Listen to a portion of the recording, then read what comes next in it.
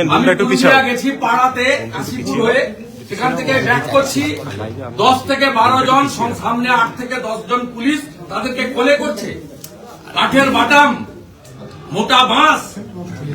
আস্তে আস্তে আমার সামনের গাড়িটা আর পরেরটা দুটো ব্ল্যাক স্করপিওর উপর দমাদম। আমি যেদিকে কাছের দিকে বসছি সেদিকে দমাদম করে পিটছে। আর এই লোকাল পাবলিককে জিজ্ঞেস করুন, পেট্রোল আর কেরোসিনের জার নিয়ে এসছে গাড়ির উপর ছড়িয়ে দেশলাই মারবে। দাদা সেই সময় পুলিশ কোথায় ছিল?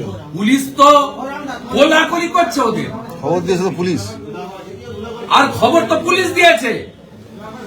এই টাইমে এই বাস দিয়ে যাবে তো পুলিশ খবর দিয়েছে। এটা তো মডেল। এই এসপি বারুইপুরে একই ঘটনা ঘটেছিল। এই অরুণ গোবরা তখন বারুইপুর থানায় ছিল।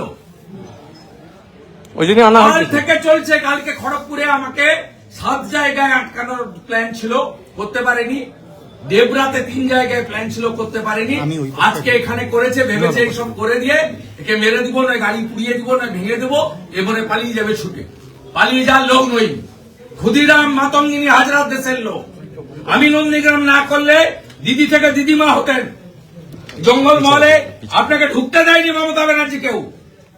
শুভেন্দু 19 সালে বিজেপি জেতার পরে 150 পার্টি অফিস তালা পড়ে গেছিল, আমি এসে খুলেছি আপনার দলের লোককে। এই জিনিস আমি দেখিনি। আমি ছাত্র রাজনীতি থেকে এই এলাকায় রাজনীতি করি, কাজকর্ম করি, মানুষের সঙ্গে সম্পর্ক। আমি এই জিনিস দেখিনি। এইরকম নোংরা আর সব নন টিএমসি লিডার, যুব মোর্চার প্রেসিডেন্ট দেবাঞ্জন, ট্রেড ইউনিয়নের প্রেসিডেন্ট দেবকুমার, পঞ্চায়েত সমিতির ঠিকাদার বাণীব্রত, ওদের গুন্ডা নেতা শাহরুখ খান। দাদা কতক্ষণ বসবেন এখানে? আমার প্রথম কাজ ছিল এফআইআর জিডি করা, নইলে বলবে কমপ্লেন নেই। আমি রিসিভ করেছি, আমি এফআইআর নাম্বার নেব এবং অ্যারেস্ট ডিমান্ড করেছি। আর এই ঘটনার প্রতিবাদে এই মুহূর্তে একেবারে চন্দ্রকোনা রোডে পুলিশ বেট হাউসে অবস্থানে বসেছেন শুভেন্দু অধিকারী। পুরুলিয়া থেকে ফেরার পথে শুভেন্দু অধিকারীকে অভ্যর্থনা জানাতে দাঁড়িয়েছিল বিজেপি কর্মীরা। আর সেই সময় এই উত্তেজনার পরিস্থিতি তৈরি হয়। একেবারে দুপক্ষ, তৃণমূল এবং বিজেপি দুপক্ষের স্লোগান যুদ্ধ চলে। আর এই মুহূর্তে অবস্থানে রয়েছেন Suvendu Adhikari. Chandrakona road police bet হাউসে অবস্থানে রয়েছেন তিনি, এবং শুভেন্দু অধিকারী স্পষ্ট অভিযোগ করছেন যে পুলিশের সামনেই গোটা ঘটনা ঘটে, উৎখাত না করা অবধি তিনি ছাড়বেন না, এই কথা তিনি বলে দিয়েছেন। এবং তিনি বলছেন যে পুলিশে খবর দিয়েছিল, সরাসরি পুলিশের বিরুদ্ধে অভিযোগ করেছেন শুভেন্দু অধিকারী। আর এবার আপনাদের শোনাবো পুলিশ কি বলছে, শুনুন। আরে ভিডিও ফুটেজে দেখা যাচ্ছে বলছে তদন্ত করবে। এই যে 30 বছর চাকরি করতে হবে। এখনো পর্যন্ত কি অ্যাকশন নিলেন আপনারা? এটার সামনে হচ্ছে কি অ্যাকশন? কিছু আছে, কিছু এগিয়েছে এখনো পর্যন্ত? যারা ছিল প্রত্যেকের নাম বলছে, আপনারা কি ব্যবস্থা নিলেন এখন পর্যন্ত? ভিডিও তো দেখা যাচ্ছে যে পুরো সেই জমায়েতের খবর আপনাদের কাছে ছিল, থানা থেকে তো মাত্র 200 মিটার দূরে। থানা থেকে 200 মিটার দূরে টিএমসি লোকেরা যদি জমায়েত করে থাকে, বা যে কেউ জমায়েত করে, আপনার কাছে খবর ছিল?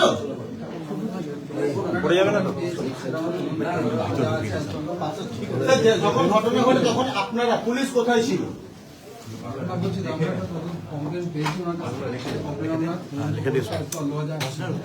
যখন ঘটনাটা ঘটে তখন পুলিশ কোথায় ছিল? না স্যার, যখন ঘটনাটা ঘটে তখন পুলিশ কোথায় ছিল, আপনারা কোথায় ছিলেন তখন? স্যার তদন্ত তো চলছে, কিন্তু ঘটনা কিভাবে ঘটলো এত বড় ঘটনাটা? আপনার পুলিশ ইন্টেলিজেন্স ফেল করলো? তাহলে কি যাদের দায়িত্ব ছিল তারা গাফিলতি করেছে? স্যার আপনি তো চার্জে, আপনি তো স্যার চার্জে কমপ্লেন দিয়েছেন, আমরা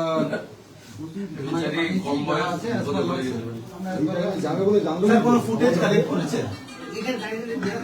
আর এই ঘটনারই প্রতিবাদে চন্দ্রকোনা রোডে পুলিশ বেট হাউসে অবস্থানে রয়েছেন শুভেন্দু অধিকারী। সরাসরি সেখান থেকে আমাদের প্রতিনিধি সোমনাথ দাস রয়েছেন। সোমনাথ, কি বলছেন শুভেন্দু অধিকারী?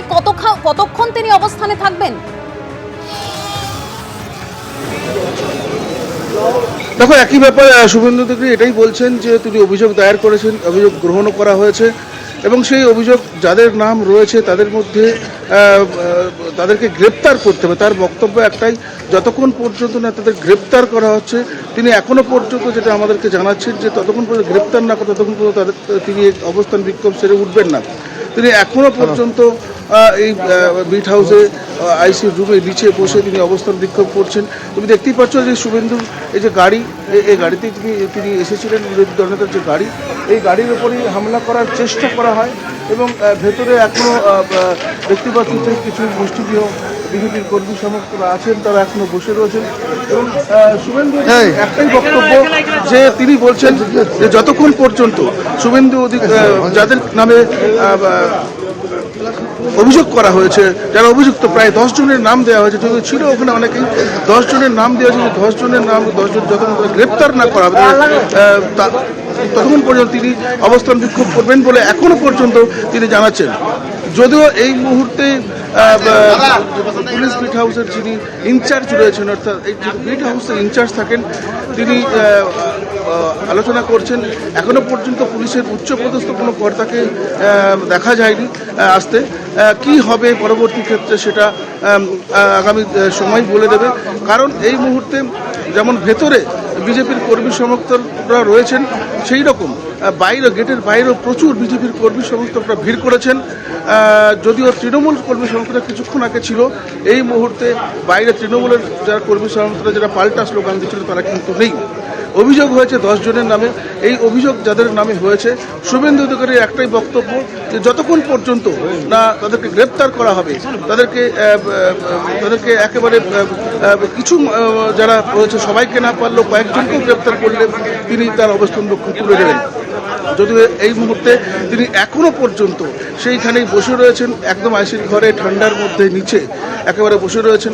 তাকে বলা হয়েছিল একটু উঠে বসতে, কিন্তু তিনি বলেছেন না, তিনি অবস্থান করছেন যখন তিনি নিচেই বসবেন, এভাবেই থাকবেন যতক্ষণ না তাদের অপরাধীদের যাদের নাম অভিযোগ করা হয়েছে তাদের গ্রেপ্তার করা হচ্ছে, ততক্ষণ পর্যন্ত তিনি এখানে অবস্থান বিক্ষোভ করবেন। অস্মিতা, একদম সোমনাথ, তুমি আমাদের সঙ্গে থাকো। অর্থাৎ শুভেন্দু অধিকারী যেটা স্পষ্ট জানিয়ে দিয়েছেন, আমাদের প্রতিনিধি জানাচ্ছিলেন যে যতক্ষণ না যাদের বিরুদ্ধে তিনি এফআইআর দায়ের করেছেন তাদেরকে গ্রেপ্তার করা হবে বা তাদের কাউকে গ্রেপ্তার করা হবে, ততক্ষণ তিনি অবস্থান বিক্ষোভ চালিয়ে যাবেন। শুভেন্দু অধিকারী যেটা স্পষ্ট অভিযোগ করছেন যে গোটা ঘটনা ঘটেছে, অর্থাৎ এই উত্তেজনার পরিস্থিতি যে তৈরি হয়েছিল, গোটা ঘটনাটা ঘটেছে পুলিশের সামনে। শ্রমিক ভট্টাচার্য বিজেপি রাজ্য সভাপতি কি বলছেন এই ঘটনার পরে, শোনাবো। যেদিন থেকে শুভেন্দু অধিকারী বিরোধী দলনেতা হয়েছেন এবং মুখ্যমন্ত্রী পরাজিত হয়েছেন শুভেন্দু অধিকারীর কাছে, সেদিন থেকে তৃণমূল কংগ্রেস শুভেন্দু অধিকারীর উপরে আক্রমণ জারি রেখেছে। যেদিন সার্টিফিকেট দিতে যান তার গাড়িতে পাথর বৃষ্টি হয়েছে, এরপরে তাকে কুচবিহারে গাড়িতে আগুন লাগিয়ে জীবন্ত পুড়িয়ে মারার চেষ্টা হয়েছে। এখন নির্বাচন এগিয়ে এসছে, যেখানে রাজ্যের মুখ্যমন্ত্রী নিজেই ঝাঁপিয়ে পড়ছেন ইডি অফিসারদের উপর থেকে, তাদের থেকে ফাইল ছিনতাই করছে। তো সে রাজ্যে এই সমস্ত তৃণমূল কংগ্রেসের কর্মীরা অনুপ্রাণিত হয়ে আজকে বিরোধী দলনেতাকে আক্রমণ করছে। তবে তৃণমূল যদি সীমার বাইরে চলে যায়, আমার মনে হয় ভারতবর্ষের যে সংবিধানের ভাষায় কথা বলবে। পুরুলিয়া থেকে ফিরছিলেন শুভেন্দু অধিকারী, একেবারে চন্দ্রকোনা রোডে তার কনভয় পৌঁছতেই সেখানে উত্তেজনার সৃষ্টি হয়। তৃণমূল বিজেপি ধস্তাধস্তি হয়, চলে স্লোগান যুদ্ধ। আর এই ঘটনার প্রতিবাদে এই মুহূর্তে চন্দ্রকোনা রোড পুলিশ বিট হাউসে অবস্থান বিক্ষোভ করছেন বিরোধী দলনেতা। যতক্ষণ এটা অ্যারেস্ট করবেন, হ্যাঁ ইয়ারকি পেশ না আপনারা যান, আপনারা বাইরে, তোমরা বাইরে, তোমরা বাইরে, তোমরা বাইরে জমা যতক্ষণ অ্যারেস্ট করবেন। এবিপি আনন্দ, এগিয়ে থাকে, এগিয়ে রাখে।